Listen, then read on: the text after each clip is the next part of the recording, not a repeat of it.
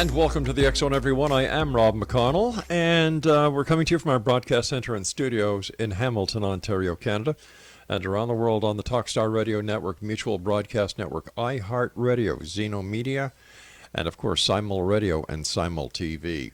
If you'd like to find out about the programming we have available for you 24/7, 365 on the X Zone Broadcast Network, visit www.xzbn.net.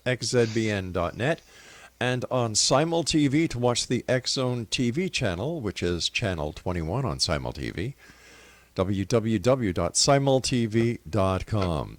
X Zone Nation, my guest this hour is Jim Vieira. Did I say that right, Jim? Vieira, like Vieira. Meredith Vieira. Okay. Vieira is a stonemason, author, explorer, and host of the History Channel's shows Search for the Lost Giants that aired in 2014, Roanoke, Search for the Lost Colony in 2015, and Return to Roanoke, Search for the Seven in 2016. James is the co-author of Giants on Record with Hugh Newman. Jim has investigated worldwide ancient stone sites, studied global indigenous oral traditions, religious documents, the readings of the great mystic, and the literature of secret societies to form an alternative theory regarding the origins of civilization. A theory almost in perfect alignment with the readings of the famed sleeping prophet, Edgar Cayce. If you'd like to get more information on Jim, his Facebook page is facebook.com/Giants on Record. And Jim, welcome to the X Zone. Thanks for having me, Rob. I greatly appreciate it. Oh, it's our pleasure. Tell us, how did you get involved in this line of fascination? Yeah, that's a good question. It was a tumble down the rabbit hole that was unintended. Mm-hmm. I'm a stonemason by trade. My brother is also a stonemason, and we're avid hikers and antiquarians and historians. And I always had a fascination with stone structures, mm-hmm. and stuff we would find in the woods here in Massachusetts and New England. Didn't really fit the context that they were colonial. Archaeologists don't really allow for Native American stonework in the past to exist in New England, although other places in the country obviously have Native American stonework. So, by virtue of investigating that mystery and a lot of the things we found in the woods, I started to read through town and county histories, looking for accounts of settlers showing up and identifying Native American stonework that pre-existed, which I did, and my mm-hmm. brother did too. But I also started to stumble across these really strange accounts of giant skeletons unearthed by scientists of the time in the 1800s and early 1900s, very well-respected individuals. It started to catch my attention, the anatomical measurements of a stationary object in an era of inefficient communication, noting the same kind of strange anatomic anomalies like massive jaw bones and double mm-hmm. rows of teeth. So my investigative mind took over, and I spent probably over 10 years investigating, writing the book that me and my co-author Hugh Newman did, and I just fell down the rabbit hole, and here I am. Well, let me ask you, speaking about giants, what are the North American legends concerning giants? Oh, that's a good question. The Native Americans there's two stories mm-hmm. When you talk about giants, around the world too. There are like a benevolent race or individuals who were giant-sized, who showed up after the flood to repromulgate civilization. The Veracoches and the beings from the first time who show up in Egypt, and they are the Tuatha De Danann, these mystical beings who show up in the British Isles after the Great Flood. And in the United States, they were benevolent, like a royal class of Native Americans who organized society. They were the wisdom keepers and the shamans. And in mm-hmm. fact, you can see, in my book, we have a chapter on the native legends, and right up until basically the contact period, all the early explorers encountered absolutely enormous giant chiefs like Tuscaloosa in Alabama are 8 foot tall. And the natives also had legends of a malevolent race portrayed as often cannibalistic, red-haired, especially out in the southwest portion of the country. So virtually every tribe around the country has oral traditions that are steeped in lore about giants and an ancient race and little people too, if you can believe that. And all the native elders met together in the late 1990s, organized by Vine Deloria, the Lakota Sioux elder, to share the indigenous information about giants and little people that all these native tribes had. So just right there is a huge point of emphasis I would make. It's like all these distant lineages and tribes that have tons of integrity are basically telling the science fiction story about the past, about giants and little people and great floods. But science is starting to catch up to a lot of these mythical ideas. So where did these giants go? How come they don't roam the earth today? Yeah, there's a lot of different theories that atmospheric conditions were different in the past. We had megafauna and mega flora. The Pleistocene era went on, I believe, for about 2 million years, and it ended abruptly with the cataclysm 12,900 years ago. And at the time, it was a really strange era where there was beavers as big as, Volkswagen bugs. There was huge lizards and giant sloths and different kinds of flora and fauna that existed. And then the cataclysm, the Younger Dryas impact event that occurred 12,900 years ago, when there was a cometary impact on the ice sheet of North America that abruptly, caused a cataclysm, and we dipped into another 1,200-year mini ice age. The point being that the atmospheric conditions changed. If your audience is familiar with the work of Immanuel Velikovsky, Worlds in Collision, or David Talbot, there's a lot of evidence that atmospheric conditions were different in the past, and actually humans were just always small prototypes. Like we go back and we think of Lucy 7 million years ago, that in the late Pleistocene, 15, 20, 50,000 years ago, there were purported to be giant humans, and even after the flood some existed. And I guess to answer your question fully, if you go into Patagonia in the 1500s and 1600s, and who the early explorers met would be considered giant people, like sometimes up to 9 feet tall in Mexico. All the early explorers you can name encountered giant humans, and all the chroniclers wrote about them. De Soto, Coronado, Vespucci. But then again, like 90% of native populations were wiped out by disease and warfare and colonialism. Besides the oral traditions of the giants, is there any archaeological evidence to substantiate these claims?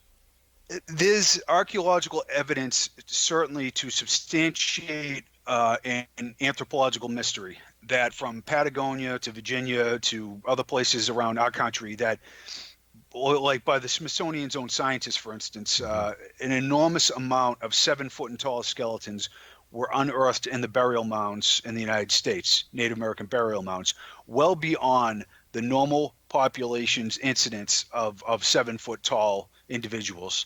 You say, 7 foot, that's not a giant. We got plenty of 7 NBA players that are that tall. But there is an anthropological mystery, no question about it, that's been essentially proven, that you just have like a royal class, if you will, that is just vastly more just taller than our normal population now. But Jim, now, Jim, if the Smithsonian scientists are saying that these giants were found in the mounds, where are the skeletons? Well, the Smithsonian's own records have numerous accounts. 1873 36-inch skull that is measured by Thomas Perrin. All kinds of 7'8", 7'10". Basically, we are told by the Smithsonian that, that I don't really know what I've never got like an official, like these guys didn't know how to measure or work a tape measure or something like that. I think it's just considered a silly idea, a religious idea. It's in their own records. There are anthropological and archaeological heads of institutions that reported absolutely enormous skeletons as well. I just think it's one of those things where it's in the historical record, and it's just an idea that's derided and mocked, even though it's right there kind of in plain sight. And the analogy I would make is like the Clovis barrier, the idea that nobody entered the United States and North America till about 13,000 years ago, which we know now that barrier has been shattered. and it took like 90 years to overturn that dogmatic paradigm. All right, And if Jim, yep, we've got to take our first break. Please stand by. Exonation Jim sure. Vieira is our special guest this hour. His Facebook page is Giants on Record. And Jim and I will be back on the other side of this commercial break as we continue here in the X Zone from our broadcast center and studios in Hamilton, Ontario, Canada. My name is Rob McConnell. Don't go away.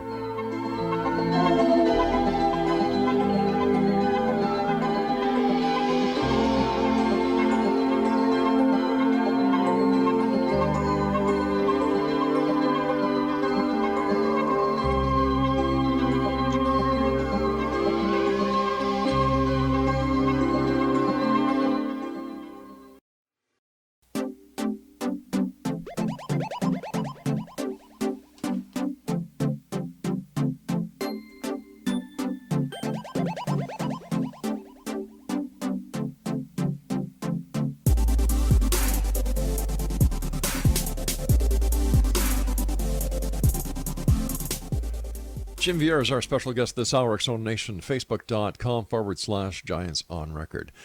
Jim, how come there are prehistoric dinosaur bones recreated, put together, and you can actually see the skeletons? You can actually match the skeletal remains with the scientific evidence. How come there is no skeletal remains anywhere of the giants, if in fact did exist? Yeah. That's a very good question.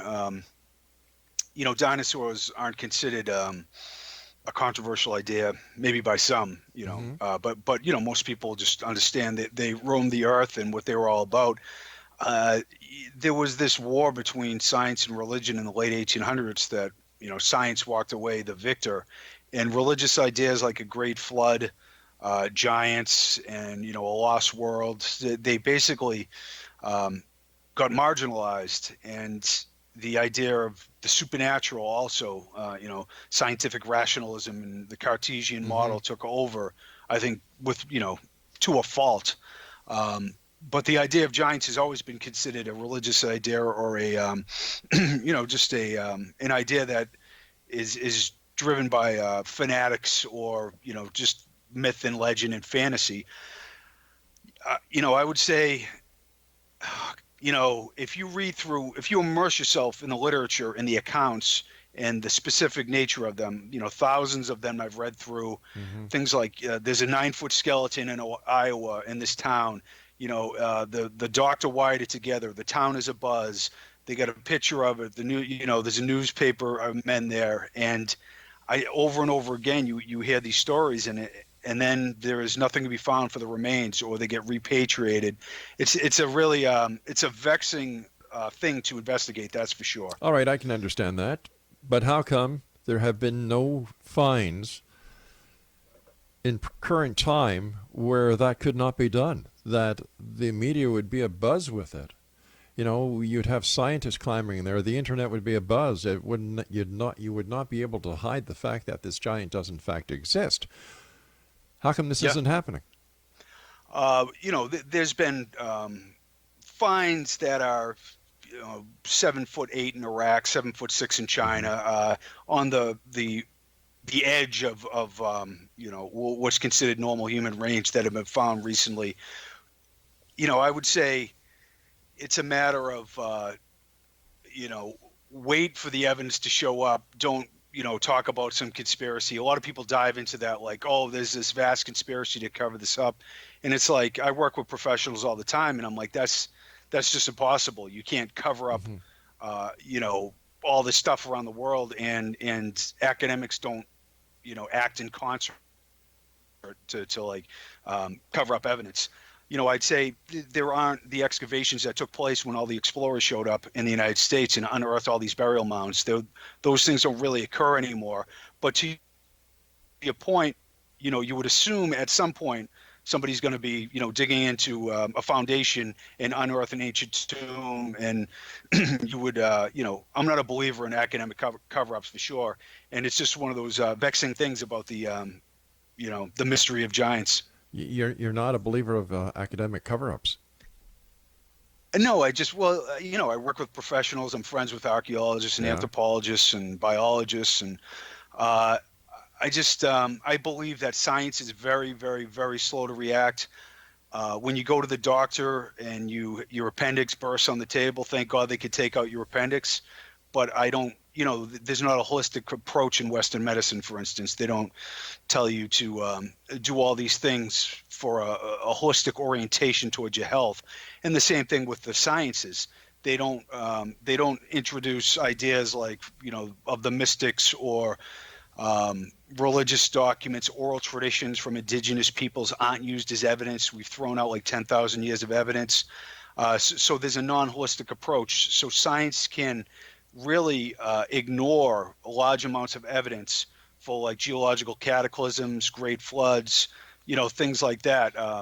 I don't believe, I believe science is limited in its scope and has a lot of errors, but I don't believe in some kind of vast conspiracy though.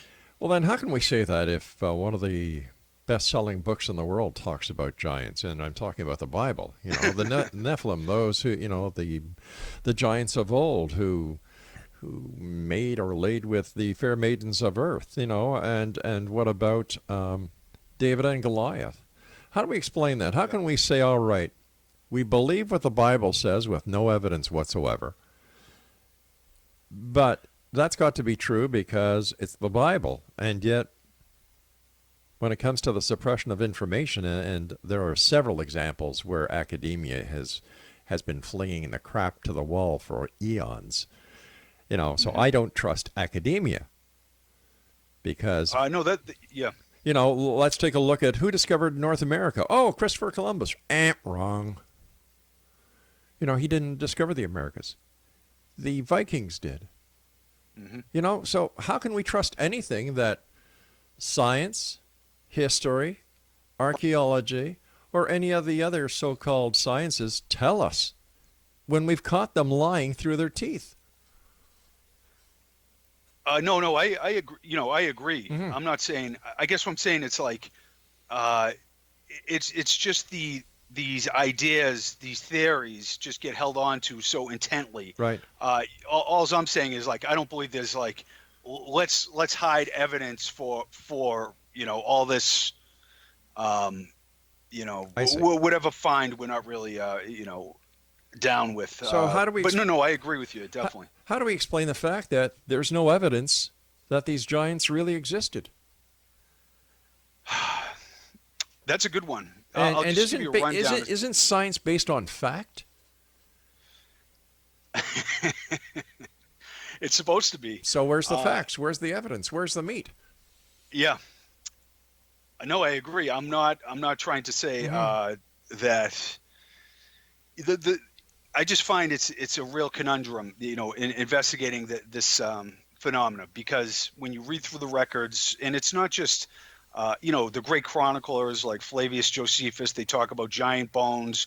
There are all these accounts of the giant of Gabara, 9'9" and 10-foot Chinese guards, and over again, not just bones, but living giants all throughout history. Maximus Thrax, 8'6". But how do we know that they really did exist if there's no evidence to support the claim?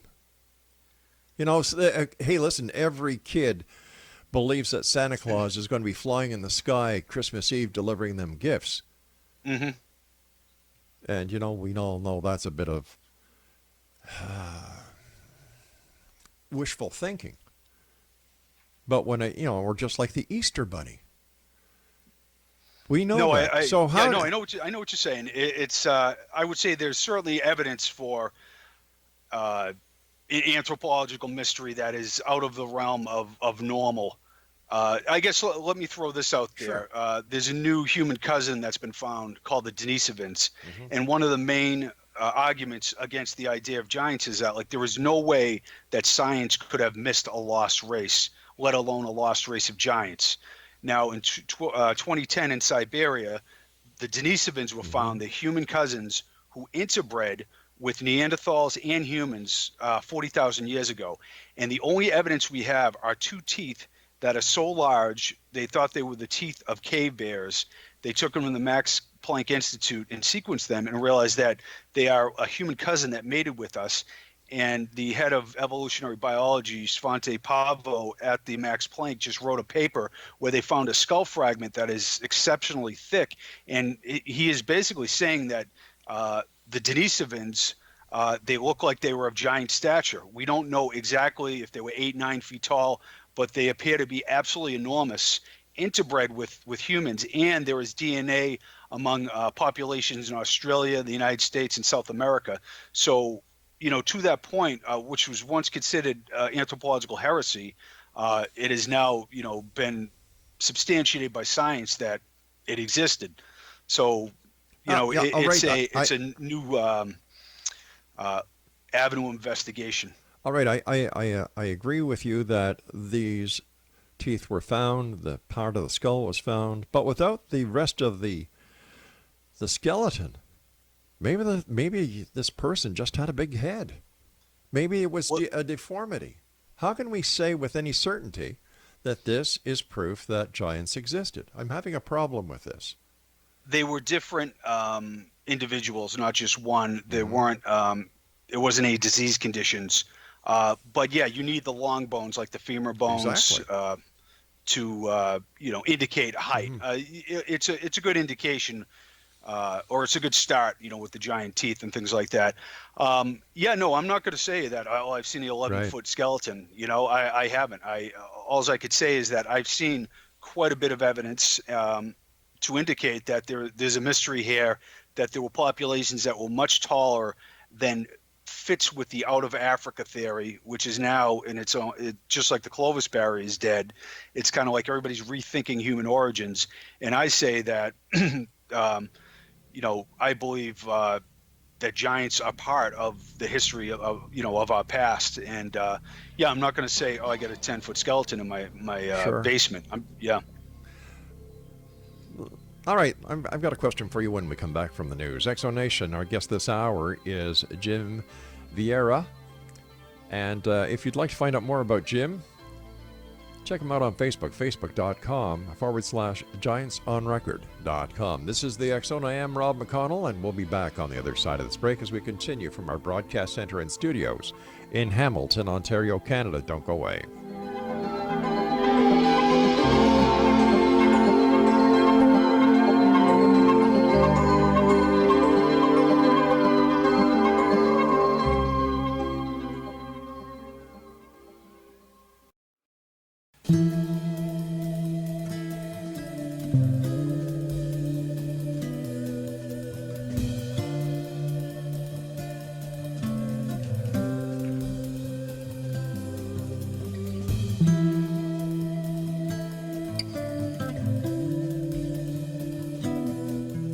Jim Vieira is my special guest, Exonation, www.facebook.com/Giants on Record. And Jim is the author, along with Hugh Newman, of Giants on Record. Now, Jim, where can your book be bought? Amazon.com. Alrighty. Jim, before we went to the news, we were talking about the skull fragment that was found in the two teeth. Mm-hmm. And that kind of seems to support the theory or the hypothesis that giants did exist. Yes? It does, but you need the long bones, you need femur bones. I guess the point I'm making is it's not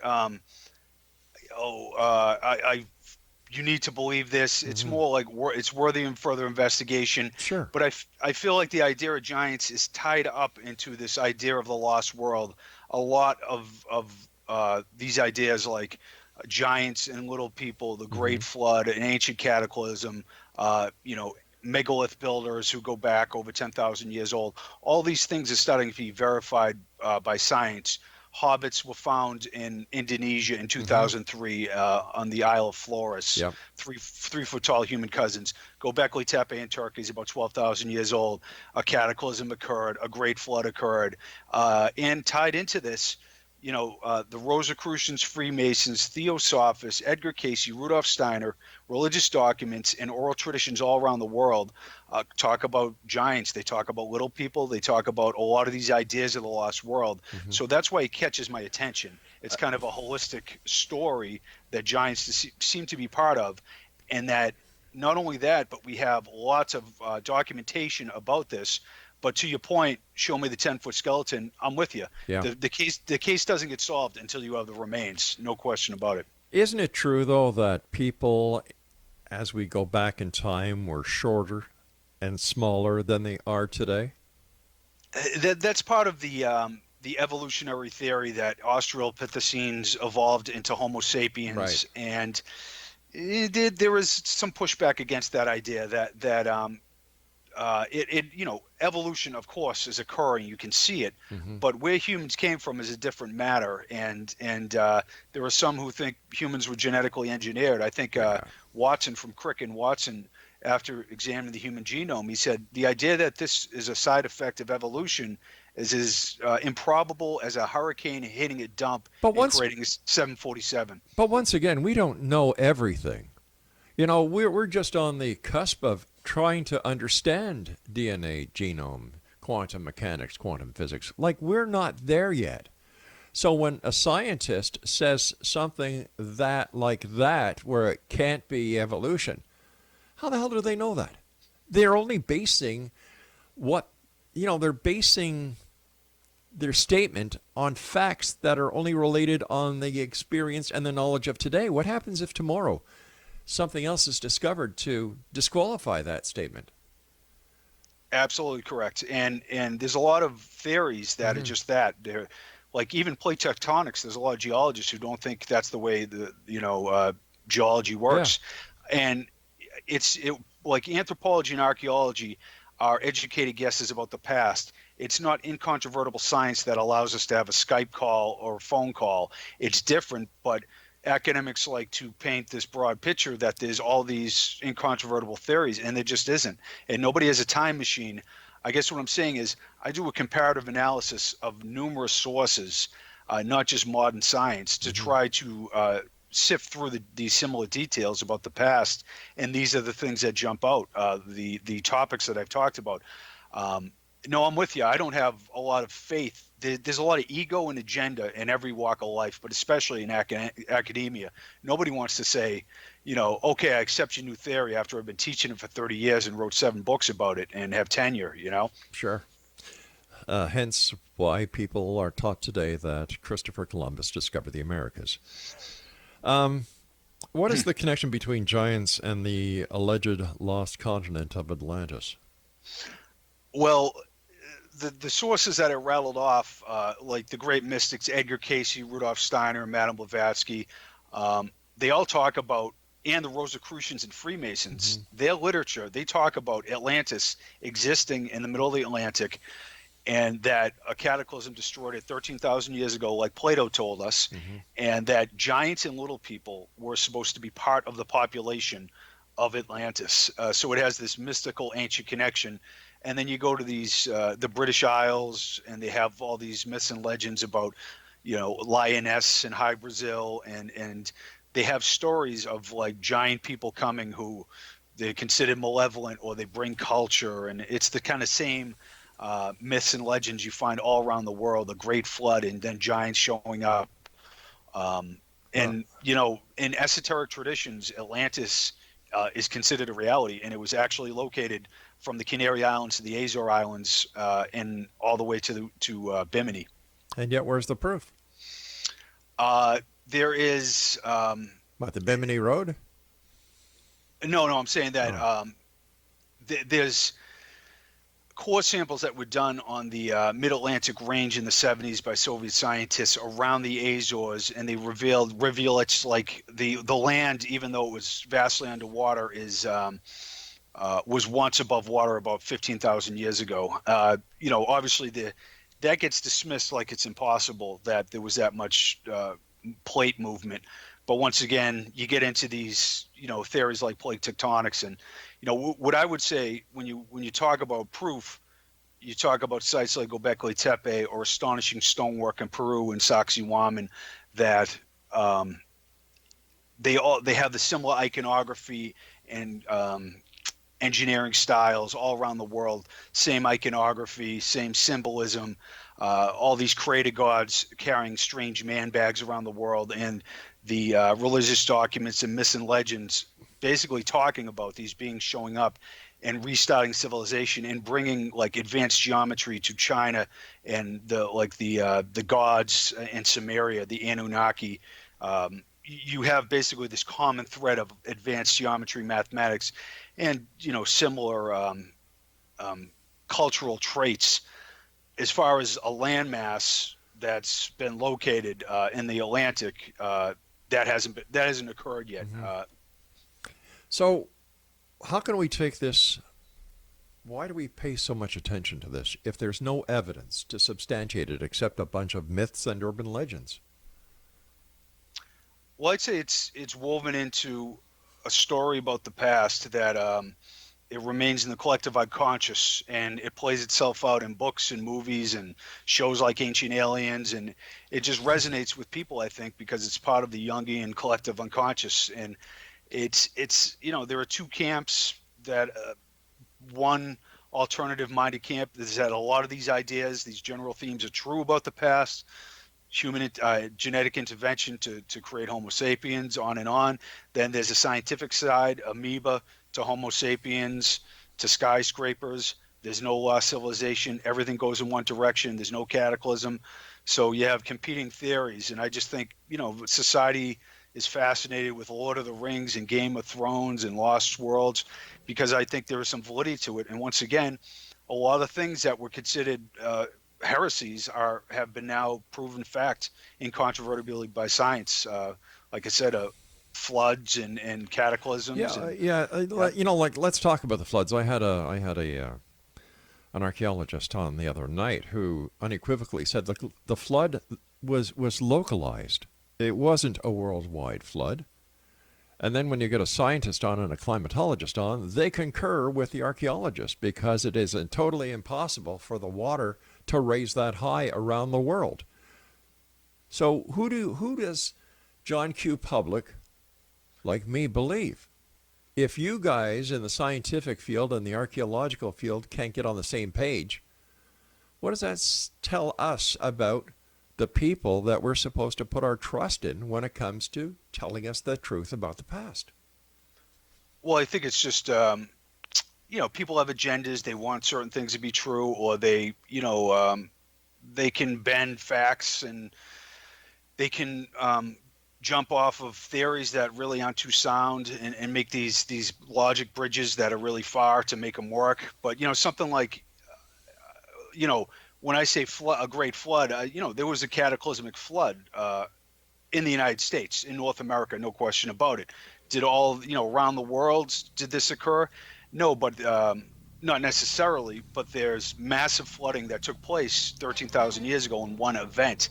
It wasn't just localized flooding. There's all kinds of evidence. And I know skeptics and professionals have dragged their feet for a long time about this idea, but there's mounting evidence that it's true. I don't think it's like... Okay, listen, I've got to take my final break. Please stand by. Exo Nation. Jim Vieira is our special guest.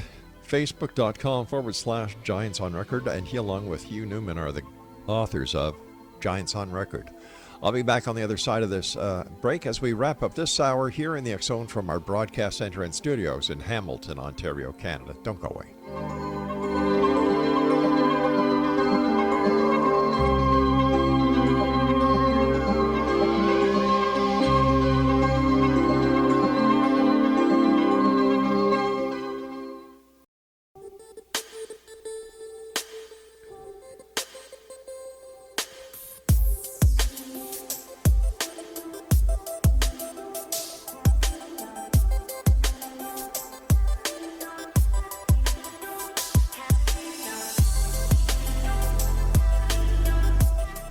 Jim Vieira is our guest this hour. Facebook.com/Giants on Record.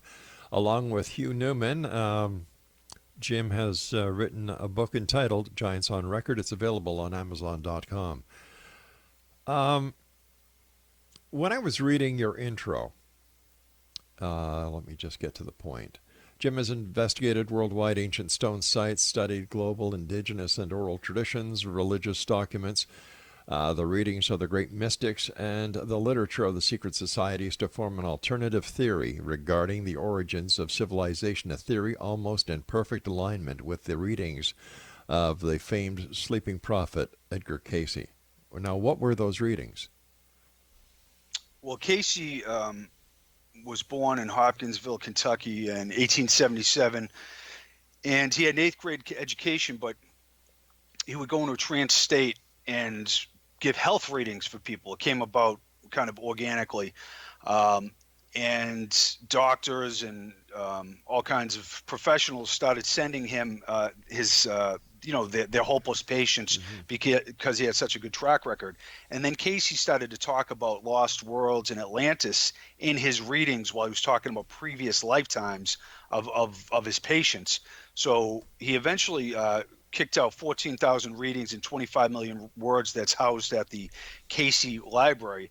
And Casey specifically talked about Atlantis and the different destructions, and the last destruction being in 12, 13,000 years ago. So he gave all these readings about the past, about androgynous created gods, polydactylism, 6 fingers and 6 toes, giants and the little people, and they match with pretty much with Plato, with Madame Blavatsky, Rudolf Steiner, the Rosicrucians of Freemasons. They all say the same thing. They all talk about Atlantis existing. They all talk about created gods who are androgynous. So there's all these levels of specificity, and then you find these created gods that are androgynous all around the planet. They're carrying like these strange man bags, like in Samaria or Quetzalcoatl at the Olmec site in La Venta on the other side of the Atlantic. So there's all these levels of specificity aligned with this kind of strange and specific iteration of the past, but no evidence. Well, I'd say there's it's hearsay. It's hearsay. It's a legend. It's a myth. It's a story.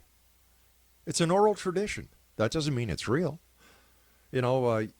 Plato. How come other philosophers and other people of the time didn't talk about Atlantis? It was only when Plato talked about it that the myth, the legend was born. No, that's not true. Herodotus, who lived before Plato, actually talked about Atlantis specifically before Plato was even born. So maybe Aelian, Plato, Theopompus. There's a host of the 7 or 8 other chroniclers who also talked about Atlantis as well. But still, no evidence, no proof, hearsay. So why does this, at the end of the day, how does this help mankind or society? How does it feed the hungry? How does it clothe the people who need clothes? How does it take care of the sick? Why do so many people pay so much attention to these stories? Well, I'd say that they're a part of humanity's past, and that we had, a cataclysm 13,000 years ago. There's no question about that, and that everything got reset back, and we've lost a lot of knowledge. And the Maya codices were destroyed. We lost the Library of Alexandria, and we wouldn't have this discussion if that was still around, I don't think. But as far as I'm concerned, I think a lot of people get into these subjects, but it's kind of a way to get into metaphysics and quantum mechanics and spirituality, and with a lot of like Edgar Cayce's readings are all about the holographic nature of reality, the Rosicrucians of the Freemasons. It's like you treat others how you want to be treated because it's the unconscious messages you're sending to your own mind. There's a lot of esoteric teachings and the literature of all these entities that are talking about this bizarre story of the past, and it's not about hypermaterialism. It's about the nature of the soul. Where did the universe originate from? Is it a dreaming delusion we're having here? How do you treat others like you want to be treated? Oh yeah, that's Stuff in the like Bible. that. So, that's in the Bible too. Do unto others as you would have them do unto you. So that's nothing earth-shaking. And as far as Cayce is concerned, wasn't his one of his predictions about Atlantis that it would rise from the Atlantic in 1960, between 1960 and 1967, and it never did. Yeah, well, that's when the Bimini Road was found, and they researchers point to that. I would say that Cayce had several predictions about the future Mm-hmm. that never came to pass, like a pole shift in 1996, and he himself said the future. It's I look to his past readings and try to verify them, which a lot of have been verified, like the Nile flowed backwards, and the Essenes had women in their ranks. These things he predicted, uh, you know, about the past came true. But into the future, I wouldn't, hold out any hope that anybody can actively, predict the future. Okay, so if he did not predict the future, how come once again there are so many people who take everything he says as the word? Well, he has a pretty good track record of in the past of telling these different Mm-hmm. stories of the past that when you go around, you look at evidence, you look at a variety of sources, like he predicted or he talked about the Americas were populated 25 50,000 years ago, and that was ridiculous way back when, and now it's being verified. First it's the Clovis barrier, now it's more in alignment with Cayce. Cayce predicted or talked about multi-regionalism, and now out of Africa is dead, and all these anthropologists are saying maybe multi-regionalism is how the human race came about.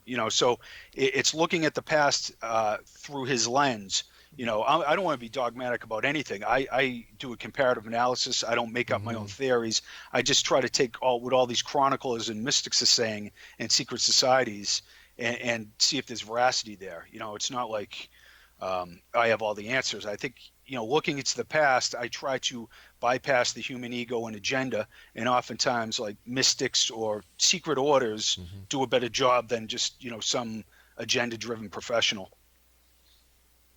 So would you say that the interest in giants, the interest in the esoteric and mysticism is something that has been personified by the New Age movement, the people looking for answers that they can't get through the established belief systems? Certainly, and it's become like a new religion on the Mm-hmm. negative side, like Zachariah Sitchin and the Anunnaki. You have a lot of people who are really dogmatic about that. But I agree, it's like a faux religion for a lot of New Age seekers, which I don't think is a bad thing. I think at the end of the day, it's for me, it's the nature of the soul. What the hell am I doing renting this body for 70 or 80 years? What's going on in time and space? Those are the big questions to be asked. And I just think, we want to know these questions, and they don't get answered. They don't get answered by religion for the most part. Organized religion certainly has Right. never answered them for me. We don't get them. Our government just tells us to go shopping, so it's like, yeah, I think there's a Well, hunger, what about this. happens? What happens if there is nothing? That this is all some kind of fantasy land that was created and maintained because people just can't accept that we're here today, gone tomorrow, and that's it. Um, well, you mean beliefs about the past, or Now, just the? beliefs about the esoteric and what the Oh yeah. New Agers are trying to get other people to believe in. Life after death, communication, and the list goes on and on and on. One Yep. thing that I've learned over the years is that when it comes to any of these topics that we discuss here, there's never any proof. Well, your personal experience is a good indicator. The philosophy I study is like Hmm. pure non-dualism, and it's taught by Yogananda and Jesus, Buddha, Plato, Lao Tse. It's the idea that basically this is like Plato's cave. It's a dreaming delusion, Hmm. and this isn't our real state.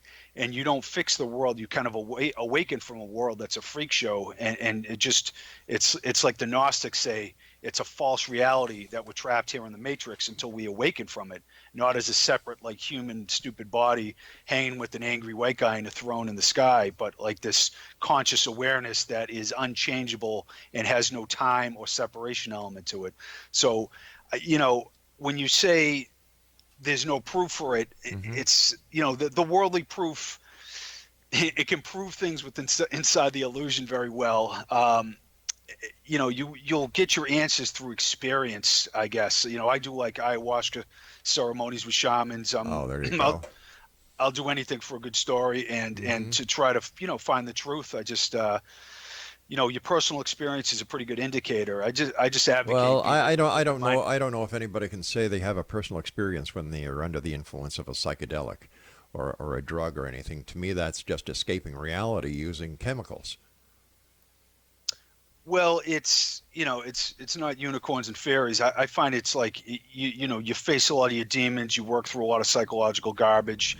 You step out of your what it does is it Mm-hmm. represses your ego, so you kind of see with clarity. All right, I hate to do this, but we've run out Yep. of time for tonight. Exo Nation, if you'd like to get more information about Jim Vieira, visit his Facebook page at www.facebook.com. Got that so far? Facebook.com. Giants/Giants on record.